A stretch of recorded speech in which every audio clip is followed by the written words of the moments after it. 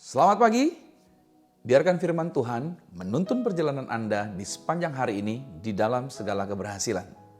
Judul hari ini adalah Siapa di Sekeliling Anda. Sekali lagi, siapa di sekeliling Anda? Amsal 27 ayat 17 berkata, besi menajamkan besi, orang menajamkan sesamanya. Ada seorang hamba Tuhan pernah berkata, beritahukan kepada saya siapa saja teman-temanmu, maka akan saya beritahukan kepadamu masa depanmu.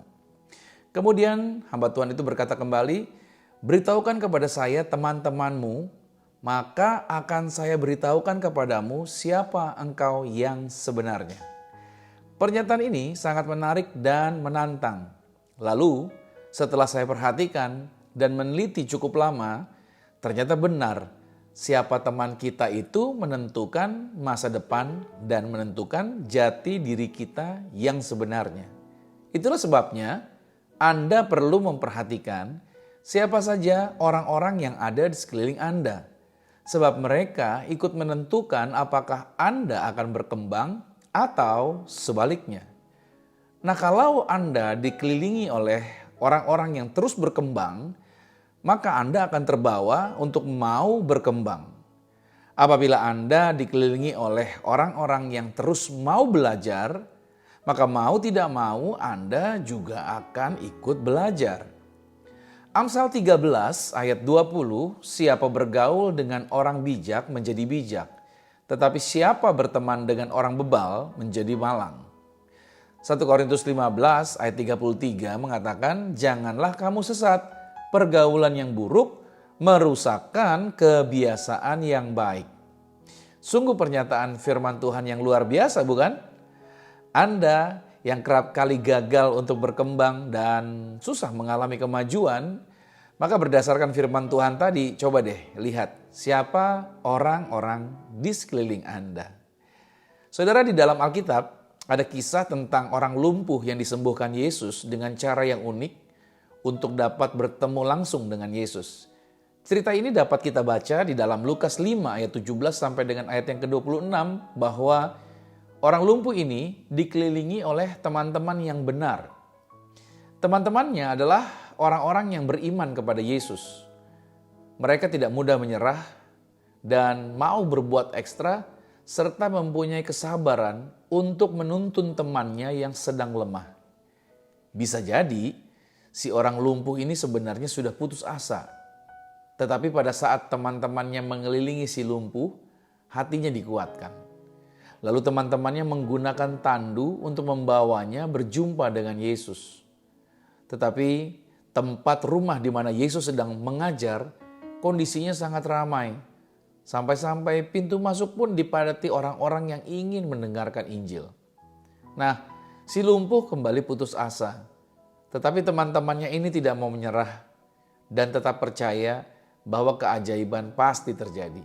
Kemudian mereka naik ke atas rumah itu, lalu membongkar atapnya dan menurunkan si lumpuh tepat di depan Yesus.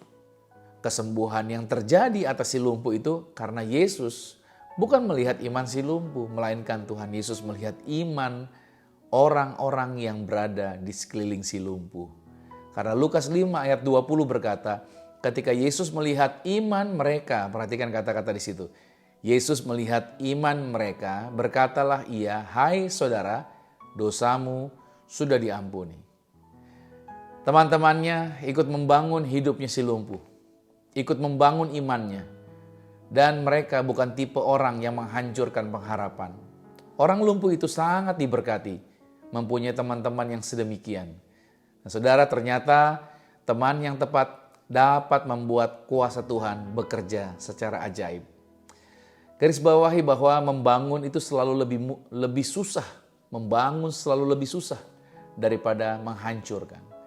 Mencari teman yang membangun juga lebih sulit daripada mencari teman yang menghancurkan. Harap diingat, yang menghancurkan Anda itu bukanlah musuh Anda, melainkan teman Anda. Karena kalau musuh pasti Anda akan menarik diri dari orang itu. Tetapi teman seringkali membuat Anda nyaman untuk diberikan masukan. Saya kasih contoh ya, ini ada beberapa contoh nih. Teman Anda misalkan berkata begini, Kamu sekarang pacaran sama dia, udah di-unboxing belum? Bagaimana kamu tahu kalau dia seorang yang bisa membahagiakan pernikahan kalian nanti? Coba deh, test drive dulu lah. Coba, itu yang ngomong gitu siapa? Nah, saudara bisa tahu. Contoh lainnya lagi. Saya lihat ya, kamu tuh murung terus. Sejak tahu suami kamu selingkuh. Saran aku sih, mendingan tinggalin laki-laki seperti itu. Mumpung kamu masih muda, masih cantik, masih banyak yang antri sama kamu. Masa sih tunggu udah jadi nenek-nenek, gigi udah gak ada, baru cari suami baru? Atau contoh berikutnya lagi nih. Kayaknya kamu lagi banyak pikiran ya. Ikut aku yuk ke tempat tongkrongan. Di sana kamu bisa happy deh. Nih, cobain pakai obat ini.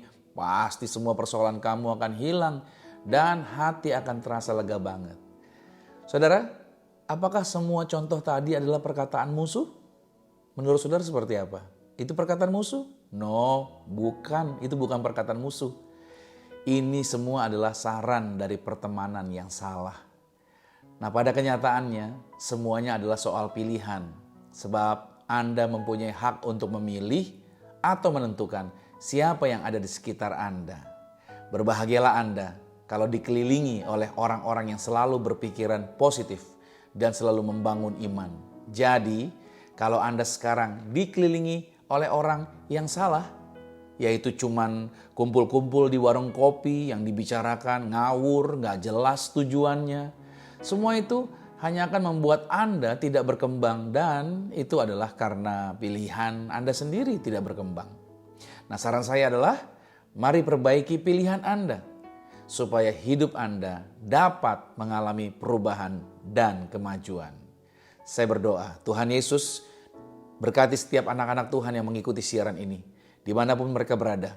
Mereka mulai hari ini menetapkan pilihan yang benar, pilihan yang tepat untuk menempatkan orang-orang yang tepat, orang-orang yang membangun, orang-orang yang benar di sekeliling mereka.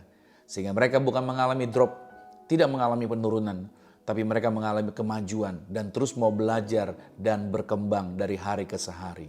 Terima kasih berkati mereka sepanjang hari ini. Dalam nama Tuhan Yesus Kristus, haleluya. Amin. Selamat mengalami kemajuan dan mengalami perkembangan dengan teman-teman yang benar, teman-teman yang tepat. Tuhan Yesus memberkati. Shalom.